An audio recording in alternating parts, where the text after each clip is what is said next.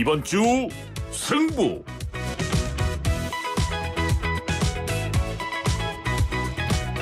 네, YTN 라디오 이재윤의 뉴스 장면 승부 3부 이번 주 승부로 이어가도록 하겠습니다. 금요일마다 여론 동향으로 우리 정치권 움직임 살펴보는 순서죠. 이번 주 승부 함께해 주실 두 분의 승부사 소개합니다. 배종찬 인사이트 K 연구소장 나오셨습니다. 안녕하세요. 안녕하십니까, 배용찬입니다. 이은영 휴먼앤데이터 소장 함께 하셨습니다. 안녕하세요. 네, 안녕하세요. 반갑습니다. 네. 자, 뭐 조금 전에 카타르 도하 연결해서 월드컵 얘기해봤는데 이번 주 승자 네. 두 분이 똑같이 한국 축구 대표팀을 네. 꼽으셨어요. 네. 저도 오늘 주변 분들에게 좀 여러분들한테 여쭤보기도 했는데 다들 한국 선수들 너무 잘했다. 경기 자체를. 네. 그러니까 우리 역대 월드컵에 출전했을 때 보면 마음을 졸이는 경우도 많았고 네. 또 이기더라도 1대0 뭐 2대1 이렇게 이기더라도 참 경기를 잘했는가 이렇게 또 곱씹어 볼 수밖에 없는 그런 경기도 많았는데 네. 정말 손흥민, 김민재 지금 뭐 조규성 선수는 뭐 이 난립니다. 인기 때문에. 그렇다면서요? 네, 그러니까 등번호는 9번인데 지금 여성 팬들은 번호가 9번이지만 난 10점 줄게요. 진짜 이런 상황이라서 예. 저는 정말 이걸 우리 정치권에서도 반면교사할 부분이 바로 이 우리 국가대표팀 아니냐. 손흥민처럼 소통하고 김민재처럼 협력하라. 정말 자제하겠습니다. 네. 아니 손흥민 선수처럼 소통하고 네. 김민재 선수처럼 네, 협력하라. 저는 왜 이런 말씀 드리냐면은 그것도 손흥민 선수가 어제 그 마스크라고 해서 안화골절이죠. 이제 네. 안면에 지난 11월 초에 이달 초에 유럽 챔피언스 리그에 이제 나가서 부상을 입었는데 사실 이게 걸리적거리거든요. 그런데도 불구하고 시종 다른 선수들을 배려하는 모습. 그래서 심지어는 후반전에 교체돼서 들어온 이강인 선수나 조규성 선수는 막 다독거리는 모습도 네. 역시 그래 손흥민이다. 캡틴 손은 다르다 이런 생각이 들고 뭐 팀의 주장이니까. 예, 김민재 네. 선수는 정말 이번 월드컵에는 벽이 있습니다. 뭐 이제 중동 지역에 있는 그 무슨 통곡의 벽인가 생각의 벽이 아니라 바로 김민재의 벽입니다. 김민재의 벽을 뛰어넘을 수 있는 스트라이커는 아무도 없다. 바로 어제 예. 경기에서도 뭐 누네스, 고딘, 뭐 카바디 아무리 해봤자 또 수아레스까지. 그래서 나오는 이야기가 수아레스가 한국하고 경기하니까 결국 교체당하고 말았죠. 그래서 수아레스 이름에 이제 한국이니까 한을 붙여서 한수아레스. 그래요. 자제하겠습니다. 이은영 소장님, 네. 뭐 축구 좋아하세요? 저도 좋아는 하는데 그래도 네. 그렇게 고관여층은 아닙니다. 어제 안 보셨어요, 그럼? 어제 저 호프집에서 봤어요. 봤는데 응원하면서 술 좋아하세요. 예. 네, 근데 어쨌든 오늘 평가 보니까요. 대체로 다 잘했다. 긍정 평가를 다 하시더라고요. 보통은 보면 이제 이건 잘했는데 이건 못했다 이런 식으로 나오는데 오늘은 다 잘했다. 그리고 특히 이제 손흥민 선수가 사실 전반부에 들어갈 거라고는 생각 안 했거든요. 근데 전반부에 그렇죠. 들어가서 예. 팀 분위기에 투혼을 불어 넣었다. 예.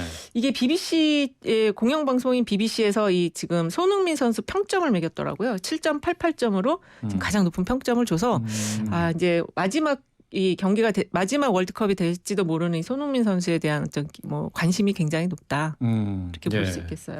손흥민 선수의 이제 마지막 월드컵은 아니겠죠. 다음 우리가 미주 지역에서 북미 지역에서 열리는 월드컵에서 당연히 우리가 또 연속 출전할 것이고 손흥민 선수가 더 대박 또 계약을 뭐 토트넘 이상 지금 레알 마드리드하고도 뭐 계약 이야기 나오기도 합니다. 뭐 최종적으로 어떻게 될지 모르겠습니다만 저는 근데 정말 이번 월드컵이 어제 이제 또 새벽까지 저는 경기를 봤는데 포르투갈의 전력이 어떻게 되는지 굉장히 궁금하더라고요. 제가 뭐 월드컵 전문가도 아닌데 그거 보셨어요? 네네. 가나하고 시종 팽팽한 경기. 그러니까 이번 월드컵의 특징이 일본이 독일을 2대1로 이겼죠. 그리고 사우디아라비아가 사우디아라비아가 또 이 아르헨티나를 격침했거든요. 그래서 저는 마지막 경기 우리 포르투갈 경기까지도 또 안심할 수가 없다. 그래서 남아있는 가나와 포르투갈 경기는 다 이길 것 같은데 어제 보니까 호날두가 가나 경기에서 페널티킥을 얻어내는데 그 얻어내는 것도 좀 얄밉더라고요.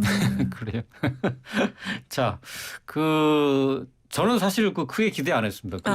AI 인공지능으로 예측한 게 2대 0으로 지는 거였잖아요. 네. 그래서 저는 안 보고 잘라고 했어요. 근데 손흥민 선수가 나온다고 그래서 잠깐 봤는데 잘하더라고요. 골을 넣을 것 같더라고요. 그래서 다 봤습니다. 그래서 어제 이후로 이 AI에 대한 평가가 AI는 보통 인공지능이라지 않습니까? 네. 어제 이 AI에 대한 평가 AI. 네.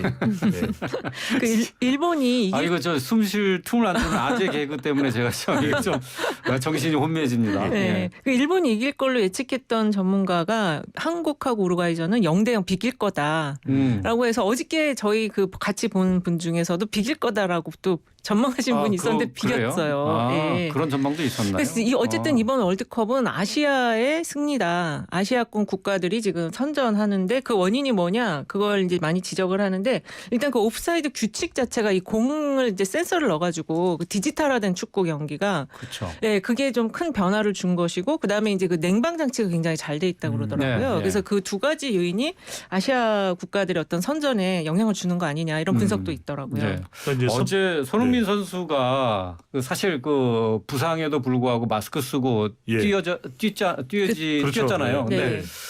그 부상이 또 거기에 또 더해져서 예. 몸을 다치지 않을까 걱정 많이 걱정 많이 했는데 조금 어제도 아찔한 순간이 있었어요. 예, 네. 부상 당할 뻔했습니다. 어제 이제 카바레스 선수가 손흥민 선수를 밀착마크 했는데 이제 양말까지 벗겨지는 네.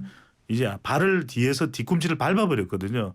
제가 얼마나 화가 나는지 어제 카타르로 제가 갈 뻔했어요. 근데 예. 저것도 그렇게 비신사적인 행동을 해서 안 될 것 같고 심지어는 같은 팀의 이 우루과이의 벤탄쿠르 선수도 이 카바레스 선수를 째려봤어요. 왜냐하면 벤탄쿠르 선수가 같은 토트넘 선수이거든요.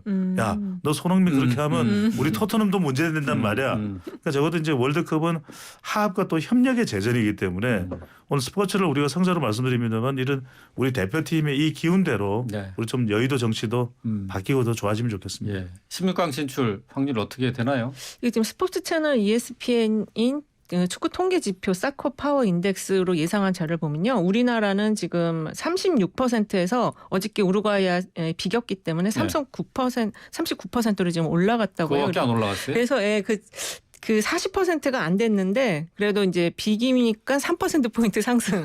네. 한 50%까지는 올라갈 것 아니 이게 같은데. 데이터니까 제가 설명을 드릴게요. 이게 왜 네. 그러냐면 예.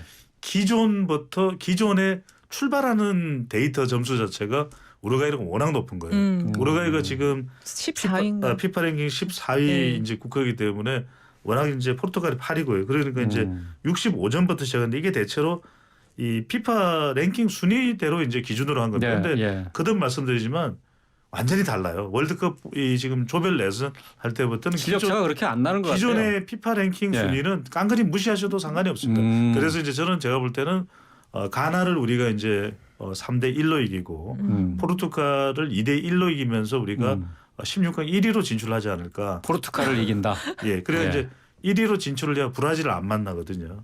그래서 우리가 음. 꿈에도 염원하던 8강으로 이제 올라가지 않을까. 8강이요? 원정경기 8강이 최고의 성적이 될 텐데 저는 예. 가능하다. 아, 예. 예. 뭐 면책 특권이 따로 있으신 건 아니죠? 예. 예. 8강까지 예측하셨습니다. 네. 이게 어제 카타르 월드컵 우리 선수들 뛰는 모습 보고 다들 어쨌든 기대를 더 하게 됩니다. 네. 어쨌든 뭐 이 얘기 뭐 계속 길어질 수 있지만은 또 패자들도 봐야 되고 승부처도 봐야 되니까 여기서 잠깐 쉬었다가 이어가도록 하겠습니다.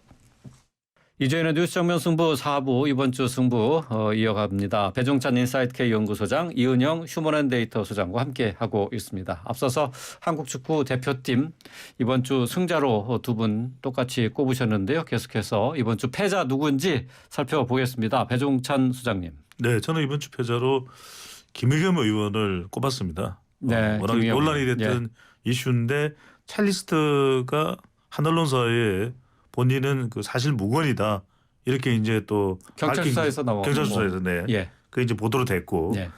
그래서 김의겸 의원이 어떤 식으로든 저는 타격을 받을 수밖에 없는 거 아니냐. 그렇다면 뭐 패자로서 이번 주에는 일단 꼽아봤고요. 그다음에 수사 중인 지금 예. 더불어민주당 의원도 여럿 있습니다. 물론 이제 뭐 왜 더불어민주당만 수사하느냐 이런 또 더불어민주당의 반발도 있긴 합니다만 일단 문제가 있는 부분에서는 어떤 식으로든 해명이 돼야 될 것 같고요. 예. 그런 점에서 뭐 이런 뇌물이라든지 또는 불미스러운 일이 없겠지 했던 사람들까지 예. 거론되면서 그 관련된 의원들 정치인들이 패자다라는 생각인데 예. 우선 김의겸 의원과 관련해서는 이 부분에 대해서도 상당히 그 당시에도 발언을 했을 때 국정감사에서 충격적이었거든요. 첫 번째는 뭐냐면 한동훈 장관과 관련된 내용보다도 대통령에 관련된 내용이 더 민감했던 거죠. 왜냐하면 네. 7월 19일에서 20일로 넘어가는 밤에 윤석열 대통령이 청담동의 한 바에 와서 김현장이라고는 국내 최대 로펌의 변호사들과 함께 술자리를 가졌다. 그다음에 두 번째는 이제 윤석열 대통령이 동백아가씨를 노래를 불렀다.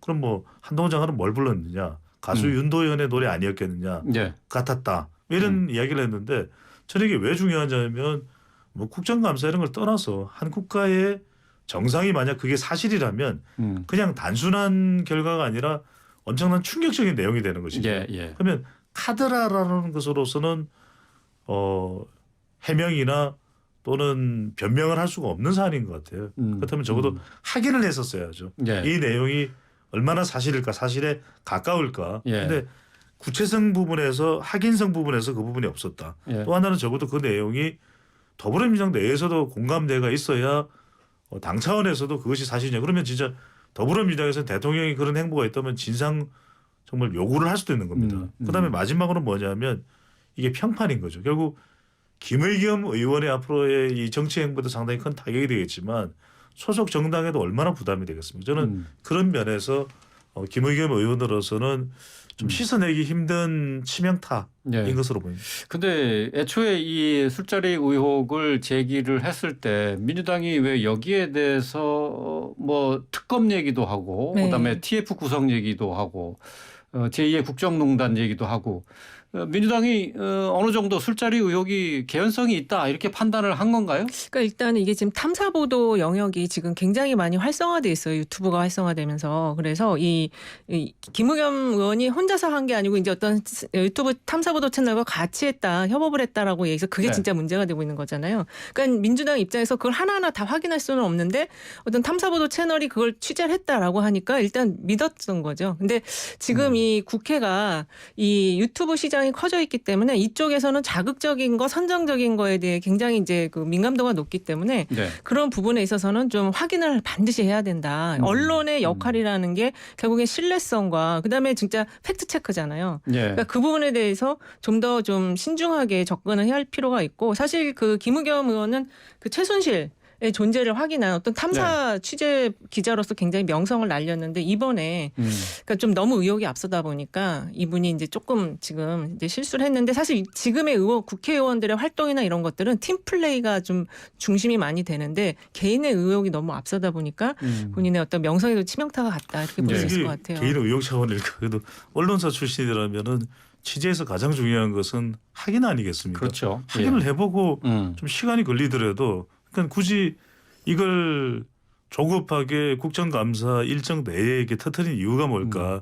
그게 한동훈을 겨냥하고 윤석열 대통령을 정치적으로 저격하는 것이 김의겸 의원 개인 명성을 끌어올릴 수 있을지는 모르겠어요. 근데 예. 탐사 보도만 듣고서 믿었다 그러면 왜 최순실 국정농단 그 취재할 때 열정을 보였더라면 더 확인을 할 수 있었던 내용이기 때문에 저는 이 부분은 글쎄 뭐 이제 뭐 국회의원을 사퇴하라는 정도까지인지는 모르겠습니다만 어떻게든 그래도 국민들에게 진심어린 사과를 하고 그리고 이렇게 국회가 흘러가서는 안 되겠죠. 그건 여야 마찬가지입니다. 이건 뭐 더불어민주당을 공격하고 국민의힘을 공격하지 않고 차원의 문제가 아니라 국회에서는 이런 일이 어떤 국회의원이든 그런 일이 있어서도 안 되고 앞으로 절대 있어서도 안 될 일이죠. 네.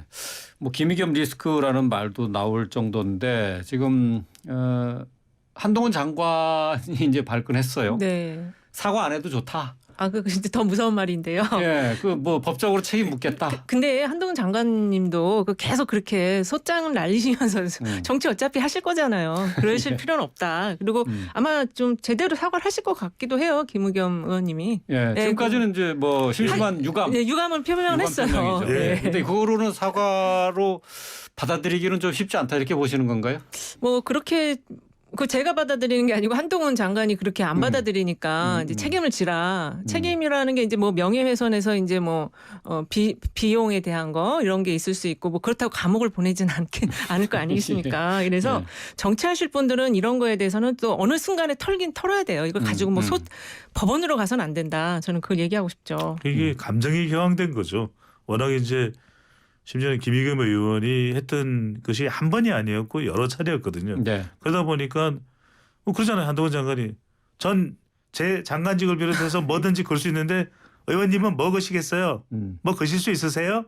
근데 이게 뭐냐면 감정이 워낙 이제 고조되는데 한동훈 장관도 물론 이해는 됩니다. 저도 뭐 제가 그런 상황이라면 가지 않았는데 윤도현 노래는 높아서 제가 부를 수도 없는데 윤도현 노래를 고음이라서 부를 수도 없는데 네. 소화 불가는 그러면 화가 나죠. 그런데 이제 그럼에도 불구하고 이것을 또 사법 뭐 재판 또 고소 고발로 가는 거는 또 가할 수 있는 것이고 국민이 알 겁니다. 누가 잘못했는지는. 특히 한동훈 장관은 억대 소송으로 유명하셔서 그런 거는 안 하시는 게 좋겠다. 어차피 억대 소송으로 정치하실 유명하다는 게 거니까. 뭐 어떤 거죠? 소송을 이제 그 고소 고발하실 때 꼭 예. 비용을 억대로 걸어가지고 예. 예. 그래서 상대를 굉장히 위축시키는 그런 재주를 갖고 진짜 계세요. 엉하고 소리가 나네요. 네. 예. 자, 책임을 묻겠다라고 했는데 뭐 어떻게 상황이 전개될지 좀 지켜보도록 하죠. 이은영 소장님 패자 누굽니까? 네, 저는 어쨌든 그 검찰 수사가 지금 이 야당만을 향해서 너무 가고 있는 것이 아니냐. 일각에서는 지금 이 야당을 향한 검찰 수사가 그 이재명 대표를 민주당과 분리시키며 민주당에는 부패라는 어떤 그 더 이미지를 더 씌우려는 것이 네. 아니냐 이런 지금 주장이 있어요. 여론조사 결과 나온 게 하나 있는데요. 네. 데일리안이 여론조사 공정에 의뢰해서 11월 21일에서 22일 한 조사가 있는데요. 지금 현재 정치 수사, 검찰의 수사를 정치적 수사다라고 보는 게 52.9%, 정당한 수사라고 보는 게 40.1% 나왔고요. 또 이게 질문이 참 아까도 우리가 대기실에 있으면서 얘기를 했는데 미디어 토마토가 11월 21일에서 23일 한 조사를 보면 이재명 당대표의 주장과 검찰의 주장 어느 걸 더 신뢰하냐. 이재명 당대표의 주장을 신뢰한다가 48.3%, 검찰의 주장을 더 신뢰한다가 39.8%가 나왔습니다. 근데 이게 지금 검찰 수사와 관련해서 여론조사가 이제 그 10월에도 있었고 11월에도 있었고 이 수사를 어떻게 보는지에 대한 조사들이 있었는데 네. 이게 지금 분위기가 바뀐 게 이번에 그 데일리안 공정과 그다음 미디어 토마토 조사들이 과거와는 다른 흐름으로 지금 이게 좀 바뀌었어요. 문화일보가 엠브레인에 의뢰해서 10월 29일 30일에 한 조사를 보면 정당한 수사다라는 게 더 많았습니다. 50.9%. 그래요? 예. 그리고 야당 탄압 위한 표적 수사가 41.1인데 이게 지금 바뀌었거든요. 그래서 이게 왜 바뀌었냐. 그러니까 아까도 저희들이 좀 얘기를 해봤는데 이 여론조사 문항 자체가 굉장히 미디어 포커싱화된 그런 어떻게 우리가 좀 잘 그 블랙박스 된 그런 여론 지형을 좀 물어보는 그 질문이 굉장히 좀 날카로운 질문들이 있고 그리고 이 사법적인 거와 관련한 거 수사와 관련한 거는 사실 좀 정보를 전달받기가 그동안은 굉장히 어려웠는데 요새는 이런 부분만을 전문적으로 설명해주는 패널들이 있어요. 그러니까 그분들의 패널의 그 해설이 굉장히 그 대중들에게 영향을 크게 미친다. 그래서 그리고 이제 검찰 수사가 민주당에 집중되다 보니까 이 여론의 흐름이 이게 증거를 가지고 그러니까 증언을 한 사람들이 말이 바뀌었는데도 계속 민주당만 수사를 하는 거지 이런 의문점이 생기기 시작했다 이렇게 볼 수 있습니다. 저는 조금 다르게 봐야 될 것 같아요. 왜냐하면은 뭐 조사는 여러 개가 나오기 때문에 그 조사들을 좀 종합적으로 분석해 볼 필요가 있을 것 같고 지난 11월 7일부터 8일까지 코리아 리서치 인터내셔널이 MBC에 의뢰를 받아서 실시한 조사 결과를 보면 오늘 소개해드린 모든 조사는 중앙선거론조사심의위원회 홈페이지에 확인 가능합니다. 이 법적 절차에 따른 정당한 수사다 표적 수사가 아니다라는 의견이 오히려 더 절반 넘게 나오는 결과도 있어요. 예. 그래서 이제 무슨 말씀드리고 엇갈리는 결과가 그런 나온다는 이유가 얘기네. 지금 이 조사에 있어서 과연 정치 성향이 진보냐 중도냐 보수냐라고 응답하는 사람들이 과연 어느 비율로 참여하냐. 왜냐하면 그 비율은 정답은 없습니다. 하지만 어떤 것이 가장 우리가 대표성 있게 반영하고 있느냐가 중요할 텐데 그런 부분에서 조금 차이가 있어요. 그래서 저도 이 뉴스토마토나 미디어 토마토의 조사 결과는 존중을 하지만 이 조사의 또 정당 지지율을 보면은 더불어민주당이 50%가 넘어요. 그러니까 지금 이건 한국갤럽이나 엠베스 여론조사는 정당 지지율이 너무 차이가 나거든요. 그 이야기는 더불어민주당 지지층이 절반 이상이라는 이야기도 될 수 있습니다. 그래서 저는 이 부분은 그래서 저도 이게 해석하기가 참 어려워요. 왜냐하면 그래서 이런 검찰이 더 신뢰할 수 있느냐 이재명 대표가 더 신뢰할 수 있느냐 이런 부분은 이제 조사 결과를 우리가 부인할 수는 없겠지만 조금 더 이 조사의 구성이나 이런 내용들을 조금 더 좀 면밀하게 볼 필요는 있을 것 같아요. 응답자의 대표성에 문제가 있을 수 있다. 이제 그런 지적을 하면 조사를 믿을 수가 없는 거죠.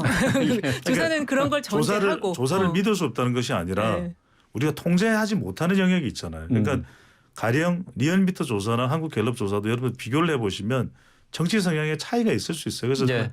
이게 어느 한쪽이 틀렸다는 말씀을 드리는 것이 아니라 이런 차이에 따른 결과에 영향이 있을 수 있다. 그렇다면 우리가 너무 이걸 단정적으로 볼 것이 아니라 어떤 조사의 차이에서 어떤 결과의 차이가 또 발생할 수 있는가를 조금 더 종합적으로 보자는 말씀드리는 네. 거죠. 일반적으로 할 수 있는 얘기는 네. 그 지지 정당에 따라서 답변은 얼마든지 달라질 수밖에 없는 거잖아요. 그렇습니다. 그러니까 그거를 네. 어느 정도 그 비율을 맞춰 줘야 된다. 아니, 그러면은 그렇지는 않죠. 그 그건 정당 아니에요? 지지율을 그러니까 저희가 이거 할당할 때 할당 표집을 성연령 지역으로 하지 정당 지지율을 정당은 할당하지 그걸 안 해- 않기 때문에. 정당은 정당 안 표집이 안 됩니다. 예, 그러니까 그건 그건 안 해요. 들어오는 대로 받는 그러니까 거거든요. 예. 우리가 통제 가능한 것은 성별, 그다음에 연령별, 지역까지만 가능하거든요. 예. 그래서 앞서 말씀드렸던 뉴스토마토나 미디어토마토는 더불어민주당 지지율이 이 국민의힘보다 20% 정도 높은 조사 결과예요. 그러니까 이제 그런 거는 사실 중도나 보수 일부도 더불어민주당을 지지한다라는 네, 정당 지지가 이제 얘기가 그렇게 바뀔 바뀌었다라고 수도 있다라고 봐야 볼 수 되는 있는 수도 거죠. 있죠. 그